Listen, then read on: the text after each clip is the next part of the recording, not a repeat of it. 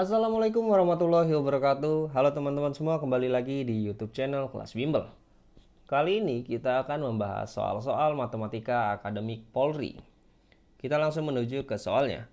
Nomor 1, nilai inverse dari fx sama dengan 2x min 4 adalah. Oke teman-teman, inverse itu buat teman-teman yang belum tahu, fx ini kan sama dengan y ya. Y sama dengan 2x min 4 gitu kan. Nah, inverse itu adalah kebalikan dari fx. Bentuknya adalah f min 1 pangkat min 1 x. Nah, ini inverse. Nah, kalau misalnya fx itu y sama dengan, maka inverse ini akan menjadi x sama dengan y sekian sekian sekian. Seperti itu. Jadi kita bikin, untuk mencari inverse dari sebuah fx, kita bikin satu ruas hanya ada x dengan pangkat 1 dan koefisien 1. Jadi seperti ini. Ini kan 2x min 4. Min 4-nya bisa kita pindah ruaskan. Atau dia pindah berarti y ditambah 4. Ya kan? Tadinya negatif pindah ruas menjadi plus. Sama dengan 2x. Nah ingat, pangkatnya harus 1 dan koefisiennya harus 1. Berarti ini kedua ruas kita bagi dengan 2. Sehingga kita dapat di sini berarti x-nya koefisien 1 pangkat 1. Kemudian di samping kirinya y plus 4 per 2. Paham ya? Setelah sudah dapat, y-nya ini bisa kita ganti lagi dengan x. Nah, x-nya kita ganti dengan f inverse x.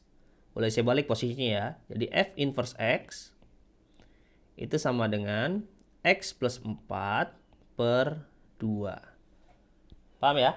Jadi jawabannya adalah yang A. Kita menuju ke soal selanjutnya. Nomor 2. Jika f inverse x adalah inverse dari fx sama dengan 4x min 1, tentukan nilai f inverse 3. Oke teman-teman, sama seperti nomor 1 tadi, kita cari dulu f inverse-nya. Setelah itu, baru kita masukkan x-nya sama dengan 3. Berarti ini sama dengan y 4x min 1, ya kan? Min 1-nya pindah ruas, berarti menjadi y plus 1 sama dengan 4x. Oke, kedua ruas dibagi 4. Sehingga kita dapat y plus 1 per 4 sama dengan x. Oke teman-teman, kalau misalnya teman-teman kurang nyaman dengan kedua ruas dibagi 4, ya nggak apa-apa. Teman-teman bisa pakai cara yang kan gini kan, y plus 1 sama dengan 4x. Mungkin beberapa dari teman-teman lebih nyaman 4-nya ini pindah ruas juga kalau dari pembagi menjadi dari pengali menjadi pembagi. Sehingga dapat y plus 1 per 4 sama dengan x. Silakan. Teman-teman lebih nyaman pakai bahasa yang mana, silakan. Kalau nyaman yang ini pakai, kalau nyaman yang ini pakai. Selama tidak mengubah hasil, semua cara dibenarkan. Oke? Sehingga kita dapat di sini f inverse x sama dengan x plus 1 per 4. Kemudian diminta adalah x-nya sama dengan 3. Berarti f inverse x, f inverse kita ganti ya 3-nya ya. X-nya kita ganti dengan 3. Sama dengan 3 plus 1 per 4. 3 plus 1 berapa? 4 per 4. Berarti jawabannya adalah 1. Yang A jawabannya. Paham ya teman-teman? Kalau sudah paham, kita menuju ke soal selanjutnya. Nomor 3. Nilai sin 135 derajat adalah. Oke teman-teman. Untuk soal trigonometri itu kita mengenal yang namanya kuadran. Jadi ada sebuah lingkaran nih ya. Nah, ini kuadran 1. Ini kuadran 2. Ini kuadran 3. Ini kuadran 4. Oke? Kemudian setiap kuadran itu punya aturannya masing-masing. Jadi di kuadran 1 itu semua bernilai positif. Semua itu apa? Semua itu adalah sin, cos, tan atau tangen. Itu bernilai positif. Di kuadran 2 hanya sin yang bernilai positif. Di kuadran 3 hanya tangen yang bernilai positif. Tan ya, tan, tangen boleh. Di kuadran 4 hanya cos yang bernilai positif. Jadi selain yang sin, tangen, dan cos itu bernilai negatif. Oke. Nah, setelah itu yang ditanya adalah 135. 135 itu kemungkinan ada di sini. Nah, di sini 135 itu di sini. Berarti dia masuk ke kuadran 2, 135 derajat. Oke. Nilai sin-nya berarti positif. Oke, berarti sin-nya positif, kita tulis dulu. Nah, untuk mencari nilai sin 135 itu kita bisa lihat dari sudut pelurusnya. Jadi 135 itu sama dengan sudut pelurus yang ditarik dari sini, dari garis yang ini. Nah,